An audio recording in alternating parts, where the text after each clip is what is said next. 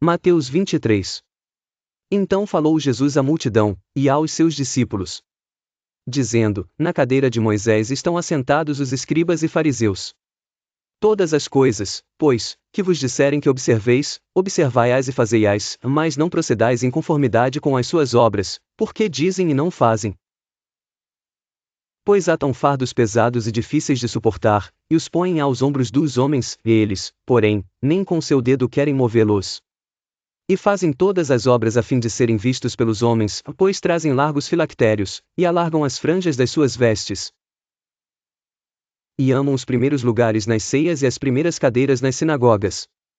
E as saudações nas praças, e os serem chamados pelos homens, Rabi, Rabi. Vós, porém, não queirais ser chamados Rabi, porque um só é o vosso mestre, a saber, o Cristo, e todos vós sois irmãos.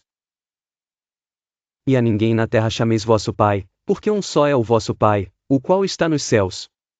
Nem vos chameis mestres, porque um só é o vosso Mestre, que é o Cristo. O maior dentre vós será vosso servo. E o que a si mesmo se exaltar será humilhado, e o que a si mesmo se humilhar será exaltado. Mas ai de vós, escribas e fariseus, hipócritas! Pois que fechais aos homens o reino dos céus, e nem vós entrais nem deixais entrar aos que estão entrando. Ai de vós, escribas e fariseus, hipócritas! Pois que devorais as casas das viúvas, sob pretexto de prolongadas orações, por isso sofrereis mais rigoroso juízo. Ai de vós, escribas e fariseus, hipócritas! Pois que percorreis o mar e a terra para fazer um prosélito, e, depois de o terdes feito, o fazeis filho do inferno 2 vezes mais do que vós. Ai de vós, condutores cegos! Pois que dizeis, qualquer que jurar pelo templo, isso nada é, mas o que jurar pelo ouro do templo, esse é devedor. Insensatos e cegos! Pois qual é maior, o ouro, ou o templo, que santifica o ouro? E aquele que jurar pelo altar isso nada é, mas aquele que jurar pela oferta que está sobre o altar, esse é devedor. Insensatos e cegos! Pois qual é maior, a oferta, ou o altar, que santifica a oferta? Portanto, o que jurar pelo altar, jura por ele e por tudo que sobre ele está. E, o que jurar pelo templo, jura por ele e por aquele que nele habita. E, o que jurar pelo céu, jura pelo trono de Deus e por aquele que está assentado nele. Ai de vós, escribas e fariseus, hipócritas! Pois que dizimais a hortelã, o endro e o cominho, e desprezais o mais importante da lei, juízo. A misericórdia e a fé deveis, porém estas coisas, e não omitir aquelas. Condutores cegos! Que coais um mosquito e engolis um camelo. Ai de vós, escribas e fariseus, hipócritas! Pois que limpais o exterior do copo e do prato, mas o interior está cheio de rapina e de intemperança.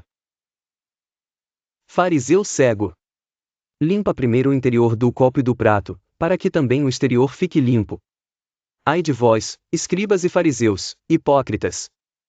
Pois que sois semelhantes aos sepulcros caiados, que por fora realmente parecem formosos, mas interiormente estão cheios de ossos de mortos e de toda a imundícia. Assim também vós exteriormente pareceis justos aos homens, mas interiormente estáis cheios de hipocrisia e de iniquidade. Ai de vós, escribas e fariseus, hipócritas! Pois que edificais os sepulcros dos profetas e adornais os monumentos dos justos. E dizeis, se existíssemos no tempo de nossos pais, nunca nos associaríamos com eles para derramar o sangue dos profetas. Assim, vós mesmos testificais que sois filhos dos que mataram os profetas. Enchei vós, pois, a medida de vossos pais. Serpentes, raça de víboras! Como escapareis da condenação do inferno? Portanto, eis que eu vos envio profetas, sábios e escribas, a uns deles matareis e crucificareis, e a outros deles açoitareis nas vossas sinagogas e os perseguireis de cidade em cidade. Para que sobre vós caia todo o sangue justo, que foi derramado sobre a terra, desde o sangue de Abel, o justo, até ao sangue de Baraquias, que matastes entre o santuário e o altar. Em verdade vos digo que todas estas coisas hão de vir sobre esta geração. Jerusalém, Jerusalém, que matas os profetas, e apedrejas os que te são enviados. Quantas vezes quis eu ajuntar os teus filhos, como a galinha ajunta os seus pintos debaixo das asas, e tu não quiseste. Eis que a vossa casa vai ficar-vos deserta? Porque eu vos digo que desde agora me não vereis mais, até que digais, bendito o que vem em nome do Senhor. Mateus 24. E, quando Jesus ia saindo do templo, aproximaram-se dele os seus discípulos para lhe mostrarem a estrutura do templo. Jesus, porém, lhes disse: Não vedes tudo isto? Em verdade vos digo que não ficará aqui pedra sobre pedra que não seja derrubada. E, estando assentado no Monte das Oliveiras, chegaram-se a ele os seus discípulos em particular, dizendo: Dize-nos, quando serão essas coisas, e que sinal haverá da tua vinda e do fim do mundo? E Jesus, respondendo, disse-lhes: Acautelai-vos, que ninguém vos engane, porque muitos virão em meu nome, dizendo: Eu sou o Cristo, e enganarão a muitos. E ouvireis de guerras e de rumores de guerras, olhai, não vos assusteis, porque é mister que isso tudo aconteça, mas ainda não é o fim. Porquanto se levantará nação contra nação, e reino contra reino, e haverá fomes, e pestes, e terremotos, em vários lugares. Mas todas estas coisas são o princípio de dores. Então vos hão de entregar para serdes atormentados, e matar-vos-ão, e sereis odiados de todas as nações por causa do meu nome. Nesse tempo muitos serão escandalizados, e trair-se uns aos outros, e uns aos outros se odiarão. E surgirão muitos falsos profetas, e enganarão a muitos. E, por se multiplicar a iniquidade, o amor de muitos esfriará. Mas aquele que perseverar até ao fim, esse será salvo. E este evangelho do reino será pregado em todo o mundo, em testemunho a todas as nações, e então virá o fim. Quando, pois, virdes que a abominação da desolação, de que falou o profeta Daniel, está no lugar santo, quem lê, entenda. Então, os que estiverem na Judéia, fujam para os montes, e quem estiver sobre o telhado não deixe tirar alguma coisa de sua casa, e quem estiver no campo não volte atrás a buscar as suas vestes. Mas ai das grávidas e das que amamentarem naqueles dias. E orai para que a vossa fuga não aconteça no inverno nem no sábado. Porque haverá então grande aflição, como nunca houve desde o princípio do mundo até agora, nem tampouco há de haver. E, se aqueles dias não fossem abreviados, nenhuma carne se salvaria, mas por causa dos escolhidos serão abreviados aqueles dias. Então, se alguém vos disser, eis que o Cristo está aqui, ou ali, não lhe deis crédito. Porque surgirão falsos cristos e falsos profetas, e farão tão grandes sinais e prodígios que, se possível fora, enganariam até os escolhidos. Eis que eu vou-lo tenho predito. Portanto, se vos disserem, eis que ele está no deserto, não saiais. Eis que ele está no interior da casa, não acrediteis. Porque, assim como o relâmpago sai do oriente e se mostra até ao ocidente, assim será também a vinda do Filho do Homem. Pois onde estiver o cadáver, aí se ajuntarão as águias.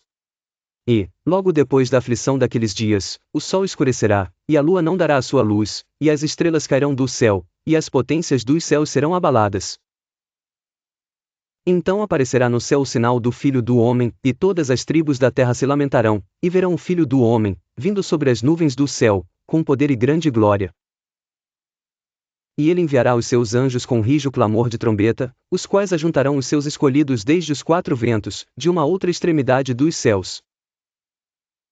Aprendei, pois, esta parábola da figueira: quando já os seus ramos se tornam tenros e brotam folhas, sabeis que está próximo o verão. Igualmente, quando virdes todas estas coisas, sabei que ele está próximo, às portas. Em verdade vos digo que não passará esta geração sem que todas estas coisas aconteçam. O céu e a terra passarão, mas as minhas palavras não hão de passar. Mas daquele dia e hora ninguém sabe, nem os anjos do céu, mas unicamente meu Pai. E, como foi nos dias de Noé, assim será também a vinda do Filho do Homem.